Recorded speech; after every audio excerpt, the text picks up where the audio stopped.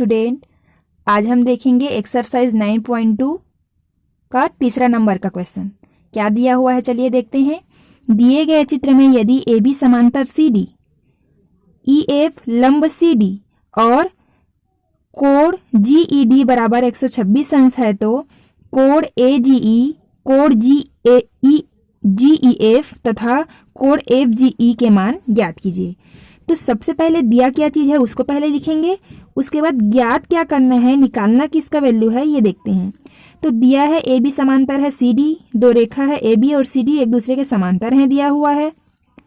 E F एक रेखा है ई और एफ जो कि सी डी पर क्या है, लंब है। लंब बोल दिया, इसका मतलब यहाँ पर क्या बनाएगा, ये सी डी रेखा पर 90 अंश का कोण बनाएगा। ठीक, जी ई डी का वैल्यू दे दिया है 126, यानी बनाएगा इतना हमारा 90 अंश है, इतना ना इतना ही भाग, लेकिन पूरा इतना जो एंगल का मान दिया हुआ है वो कितना दिया हुआ है 126, यानी ये वाला भी आ गया, ये वाला भी कोण आ गया, ये दोनों मिलकर के कितना है 126 है जी ई डी का वैल्यू। ठीक, और क्या बोला है हमको, निकालना किसका वैल्यू है, ए जी ई का वैल्यू, यानी ये वाला वैल्यू मैं क्वेश्चन मार्क का कर दे रही हूँ ताकि आप लोग को समझने में किसका वैल्यू निकालना है ये पता चले। जी ई एफ का वैल्यू, ये वाला एंगल हमको निकालना है क्वेश्चन मार्क, एफ जी ई ये वाला वैल्यू निकालना है हमको। ठीक है, तो ये तीन वैल्यू हमको क्या करने हैं, निकालने हैं। तो चलिए हम कैसे निकालेंगे देखते हैं। हमको दिया हुआ है ई एफ रेखा है जो एक लंब है सी डी पर, यानी ये जो एंगल बनेगा यानी एफ ई डी है ना, एफ ई डी हमारा 90 अंश का हो गया, ये 90 अंश का हो गया। तो ये वाला जो एंगल होगा वो भी 90 अंश का होगा। कैसे में, एकांतर कोण है। एकांतर कोण किसको बोलते हैं, जैसे कि एकांतर कोण का मतलब होता है जैसे ये दो रेखाएं हैं और ये एक लंब है, तो ये जितने का होगा हमारा ये वाला उतने का ये वाला होगा, ये हमारा होता है एकांतर कोण। इस तरीके से देखो, ये दो समांतर रेखाएं हैं, अगर ये रेखा है तो ये जितने का बनेगा उतना ये वाला बनेगा, वैसे ही ये जितने का है तो इतना का ये होगा। तो हमारा क्या हो गया, यहाँ पर क्या वैल्यू निकल गया, ये वाला एंगल भी क्या होगा हमारा 90 अंश का होगा, यानी जी एफ ई हमारा क्या होगा 90 अंश का होगा। जी एफ ई भी हमारा कितना का हो गया, 90 अंश का हो गया, यानी ये वाला वैल्यू भी हमारा कितना निकल गया, 90 का निकल गया। ठीक, अब देखो, अब इसके बाद में ये जो पूरा एंगल है इतना, वो क्या दिया हुआ है 126 अंश का है दिया हुआ है। देखो क्वेश्चन में क्या दिया हुआ है, दिया है एंगल जी ई डी बराबर 126 अंश। ठीक है, यानी इतना पूरा हमारा 126 अंश है ऐसा बोला गया है। तो यहाँ पे दो एंगल बन रहे हैं, कौन कौन से, एक बन रहा है आपका जी ई एफ और दूसरा कौन सा बन रहा है हमारा एफ ई डी, ये वाला और ये वाला, तो दोनों को ऐड करेंगे तो 26 आएगा। तो यहाँ पे हम क्या लिख सकते हैं, angle G E F plus angle F E D बराबर 126 अंश होगा ना, जब ये पूरा 126 है यानी दोनों को जोड़ने से 126 होगा। तो इस तरीके से इतना का वैल्यू तो हमको पता है, एफ ई डी का वैल्यू कितना है 90 अंश है, तो 90 अंश बराबर 126। तो यहां से हमको जी ई एफ यानी जी ई एफ का वैल्यू हमको क्या है मिल जाएगा, नहीं इस एंगल का वैल्यू मिल जाएगा यहां से।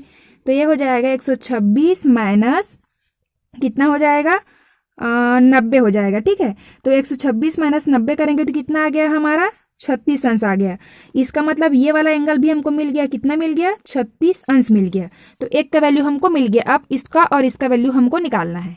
ठीक है, तो अब देखो इसका वैल्यू हमको मिल गया, तो ये वाला जो एंगल है यानी इतना जितना का है उतना ये वाला भी एंगल होगा। कैसे होगा, एकांतर कोण के जरिए ही। जैसे ये दो रेखाएं हैं समांतर रेखाएं और जी और ये एक तिर्यक रेखा है मान लो, तो इधर जितने का कोण बनेगा उतना इधर का भी कोण बनेगा। जैसे मैंने यहाँ पर आपको एग्जांपल लेकर के बताया था, ये दो समांतर रेखाएं हैं, एक तिर्यक रेखा है, तो यहाँ पर जितने एंगल का कोण बनेगा उतना यहाँ पर भी बनेगा, ऐसा मैंने बताया। तो देखो ये पूरा हमारा 126 का बन रहा है, तो ये भी हमारा कितना का बनेगा 126 का बनेगा ना, अगर ये तिर्यक रेखा है हमारा तो इसका मतलब क्या, हमको किसका वैल्यू मिल गया यहाँ पर देखो। तो इसको हम कैसे लिखेंगे चलिए देखते हैं। आगे हम क्या करेंगे, यहाँ पर GERD है ना, यहाँ पर ये लिखेंगे जब ये समांतर रेखा है AB समांतर है CD, और अगर हमारा जो G है, G और GE तिर्यक रेखा है,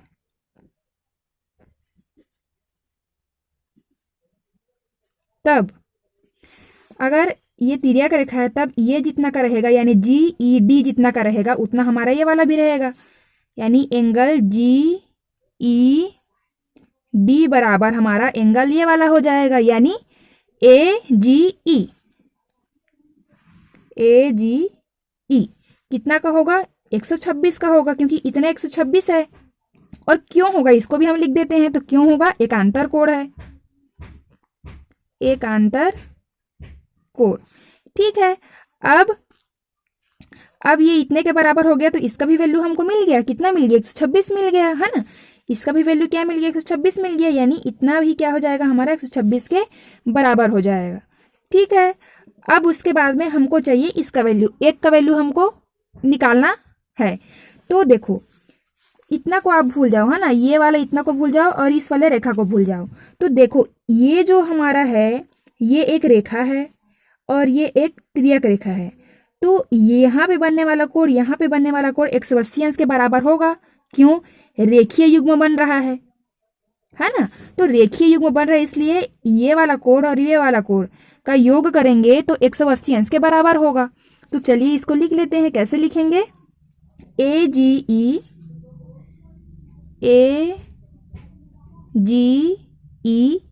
प्लस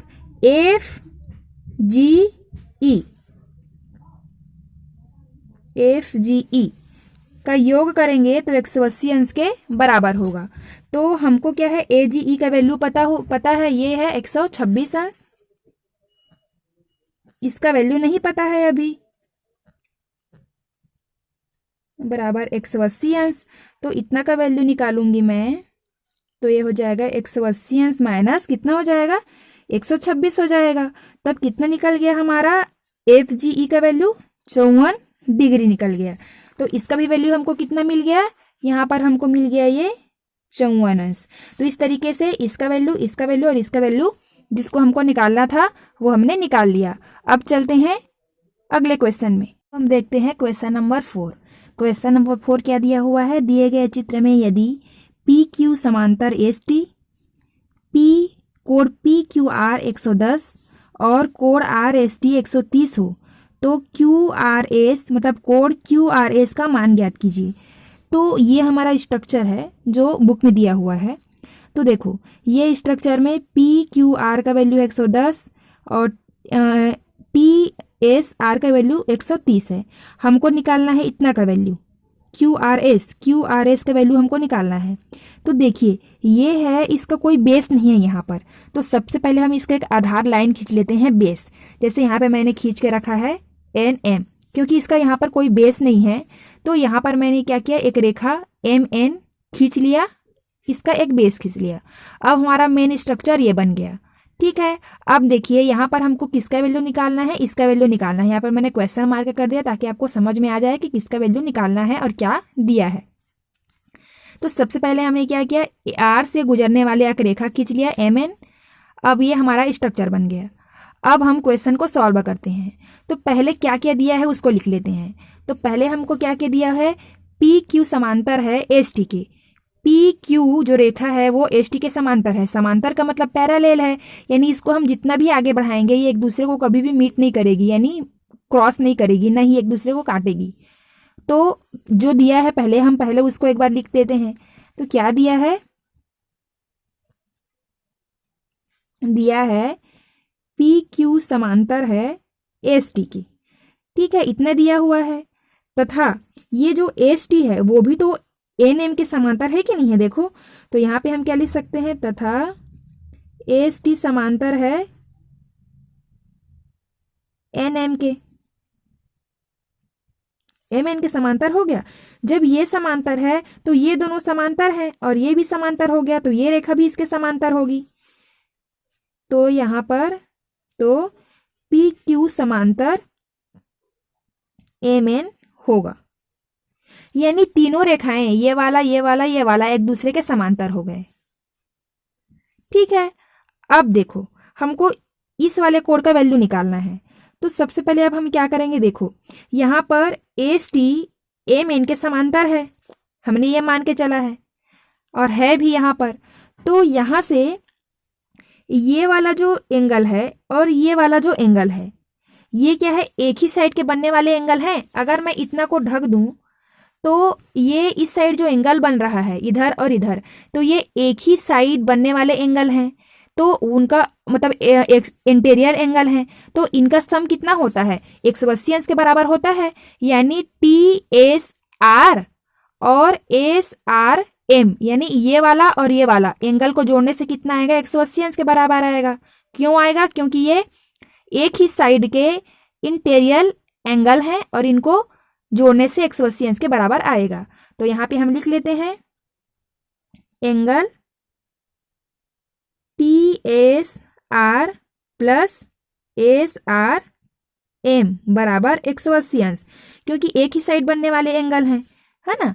तो ये क्या हो जाएगा हमारा 130, यानी इसका वैल्यू तो हमको पता है, टी एस आर का वैल्यू है 130 और इसका वैल्यू हमको नहीं पता है, ये हो गया 180। तो हम यहाँ पर एंगल एस आर एम का वैल्यू निकाल सकते हैं 180 माइनस 130। तो एस आर एम का वैल्यू कितना निकल गया यहाँ पर हमारा, ये निकल गया 50 अंश। तो देखो इसका वैल्यू कितना निकल गया हमारा, इतना का ही वैल्यू 50 अंश निकल गया। ठीक है, अब हम क्या करेंगे देखते हैं। अब देखिए हमको निकालना है इसका वैल्यू, लेकिन हमने इसका वैल्यू निकाला ताकि इसकी हेल्प से हम इधर का वैल्यू निकाल सकें। अब देखो यहाँ पर कि ये वाला जो एंगल है हमारा पी क्यू आर, तो यहाँ पे क्या माना गया है कि पी क्यू भी क्या है, एन एम के समांतर है। यहाँ पर हमने मान के चला है कि पी क्यू भी क्या है, एम एन की क्या है, समांतर है, ऐसा मान करके हम चले हैं, है ना। तो यहाँ पर क्या होगा कि ये जो एकांतर कोण यहाँ पे बन रहे हैं, कैसे एकांतर कोण बन रहे हैं, देखिए P Q R M, P Q R और क्यू आर एम, ये जितना का होगा उतना हमारा ये वाला होगा एकांतर कोण। हमने इसके जो पार्ट 2 है पहले वाले, उसमें हमने देखा है कि जब ऐसे ऐसे दो समांतर रेखाएं हैं और इसमें एक रेखा क्रॉस कर रही है, तिर्यक रेखा, तो यहाँ पे जितने अंश का कोण बनता है वहाँ यहाँ भी इतने अंश का कोण बनता है, ये हमारा एकांतर कोण कहलाता है। वैसे ही मान लो ये दो समांतर रेखाएं हैं पी क्यू और एन एम, और क्यू आर एक तिर्यक रेखा है, तो यहाँ पर जितने एंगल का कोण बनेगा यहाँ पर भी उतने एंगल का कोण बनेगा। यानी ये वाला और ये वाला दोनों को मिलाकर के कितना का कोण बनेगा, 110 अंश का बनेगा।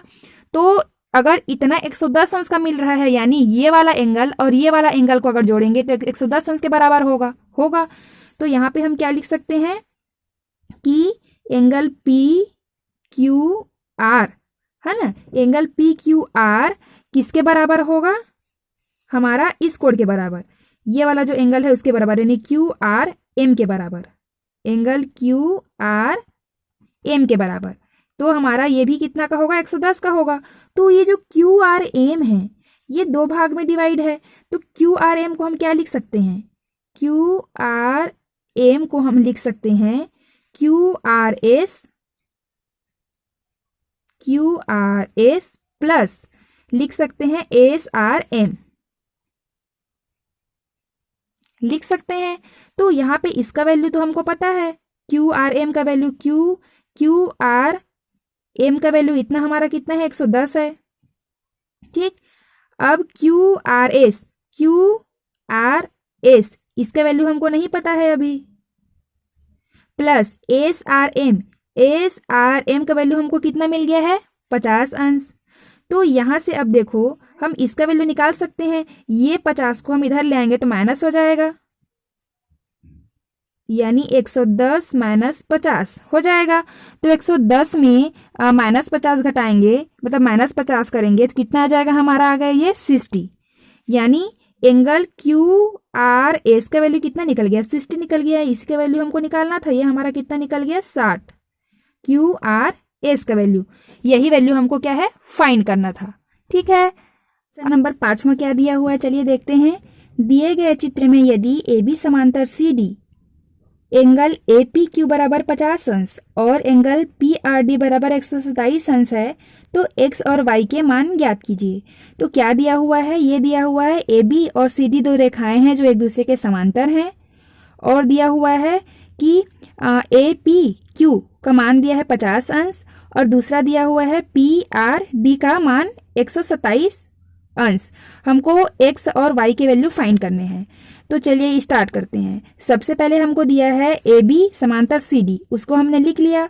अब यहाँ पर देखो कि अगर ए बी और सी डी दो समांतर रेखा हैं और मान लेते हैं पी और क्यू एक तिर्यक रेखा है, पी और क्यू एक तिर्यक रेखा है, ठीक है, पी और क्यू क्या है, एक तिर्यक रेखा है। तब क्या होगा कि ये वाला कोण और ये वाला कोण एकांतर कोण होगा। इसको भूल जाओ ना, ये वाला लाइन को भूल जाओ। बस इतना याद रखो कि ए बी दो समांतर रेखा है और सी डी मतलब ए बी और सी डी दो समांतर रेखा है जिसमें पी और क्यू मतलब पी क्यू एक तिर्यक रेखा है। तो यहाँ पर जितने अंश का कोण बनेगा वहां पर यहाँ पर भी क्या है उतने अंश का कोण बनेगा, यानी ए पी क्यू बराबर क्या होगा हमारा पी क्यू आर होगा, ठीक है। यानी एक्स का वैल्यू भी कितना होगा 50 अंश होगा। तो यहाँ पे हम क्या लिख सकते हैं, अगर ए बी समांतर सी डी और पी क्यू तिर्यक रेखा है तब एंगल ए पी क्यू बराबर होगा एंगल पी क्यू आर। तो इतना का मान है 50 अंश और इतना का मान है एक्स, तो एक्स का मान भी कितना निकल गया हमारा 50 अंश निकल गया। तो एक्स का वैल्यू तो हमको फाइंड हो गया। अब वाई का वैल्यू हम कैसे फाइंड करेंगे, इसका वैल्यू। अब देखो, अब यहाँ पे हम क्या करेंगे, अब आप इस रेखा को भूल जाओ, ये रेखा नहीं है समझो। तो ए बी और सी डी दो समांतर रेखा हैं जहां पर ये एक तिर्यक रेखा है, तो ये जितना होगा उतना ये वाला मान होगा, है ना, ये तिर्यक रेखा भूल जाओ। तो अब देखो जैसे अभी हमने इसको सॉल्व किया कि ये जितना था उतना ये वाला था, अब इसको भूल जाओ। अब ये याद रखो ये जितना का होगा उतना हमारा इतना का वैल्यू होगा, यानी ए पी आर यानी इतना पूरा हमारा कितना का होगा 127 अंश का होगा। क्यों, क्योंकि ये एकांतर कोण है, ठीक है। तो यहाँ पे हम क्या लिख सकते हैं कि पी आर डी का वैल्यू हमको दिया हुआ है ना, पी आर डी का वैल्यू कितना दिया हुआ है 127 अंश। तब एकांतर कोण है इस कारण से हमारा ए पी आर का भी वैल्यू कितना होगा, ए पी आर का भी वैल्यू हमारा कितना होगा 127 अंश होगा, ठीक है।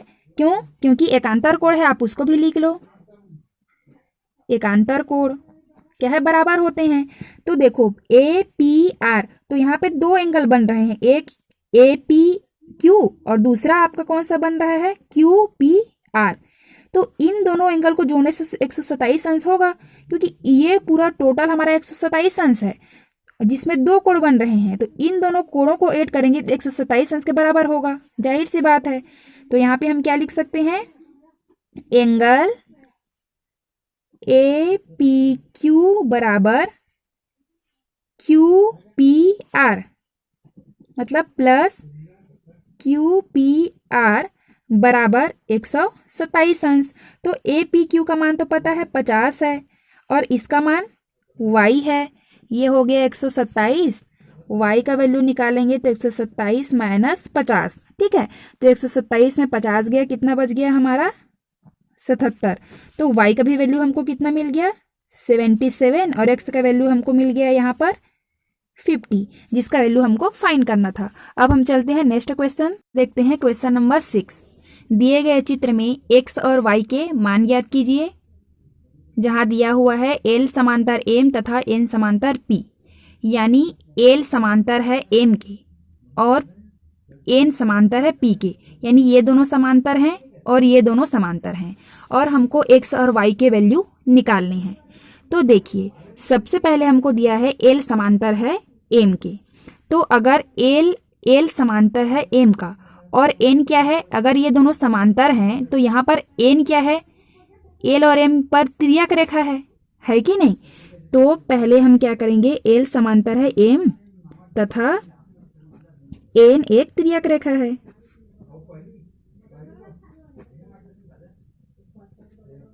ठीक है, तिर्यक रेखा है। तो अभी आप ये P जो रेखा है उसको भूल जाओ, है ना। इतना को ही याद रखो कि एल ए में कोई समांतर रेखा है और एन एक तिर्यक रेखा है। तब क्या है, ये एक साइड बनने वाला क्या है, संगत कोण है। तो ये जितना का होगा उतना ये वाला वैल्यू होगा। क्यों, संगत कोण है, दोनों एक साइड बनने वाले कोण हैं। तो ये जितना होगा उतना ये होगा। ठीक है, तो यहाँ पे x का वैल्यू कितना निकल गया, 80 अंश निकल गया। यहाँ पर x का वैल्यू कितना निकल गया, 80 अंश निकल गया। क्यों, आप लिख सकते हो संगत कोण है, संगत कोण है यानी कॉरस्पॉन्डिंग एंगल है। ठीक, अब हमको चाहिए y का वैल्यू। तो y का वैल्यू कैसे निकालेंगे, अब देखो हम इसका यूज करेंगे। n समांतर है p के, ये जो रेखा है वो एक दूसरे के समांतर है। क्वेश्चन में बोला गया है कि n समांतर है p के। ठीक, अब यहाँ पर हम क्या करेंगे, जो एम है, देखो अगर हम इसको कोई एक समांतर रेखा माने तो ये जो एम होगा ये इस पर क्या है, तिर्यक रेखा है। आप एल को भूल जाओ अभी, है ना। बस इतना याद रखो, एन और पी कोई दो समांतर रेखा है और ये एक रेखा है एम जो क्या है उसको दोनों को काट रही है। तो ये एक तिर्यक रेखा हो गया। तो ये एक तिर्यक रेखा जब हो गया तो हम यहाँ पर क्या लिख सकते हैं कि जो ये 80 अंश है और ये जो y है ये दोनों क्या हैं, ये एक ही ओर बनने वाले अंतः कोण हुए जिनका योग 180 अंश के बराबर होता है। आप इतना को भूल जाइए, है ना, इतना को भूल जाइए। बस इतना याद रखिए कि ये एन और ये पी है जो समांतर रेखा है और ये क्रॉस कर रही है, तिर्यक रेखा है। तो ये एक साइड के बनने वाले, अंदर में बनने वाले कोण हैं जिनका योग कितने के बराबर होता है, 180 अंश के बराबर होता है। यानी 80 प्लस y बराबर कितना होगा, 180 अंश के बराबर होगा। तो इसको हम यहाँ पे लिख सकते हैं, इतना तथा एम एक तिर्यक रेखा है।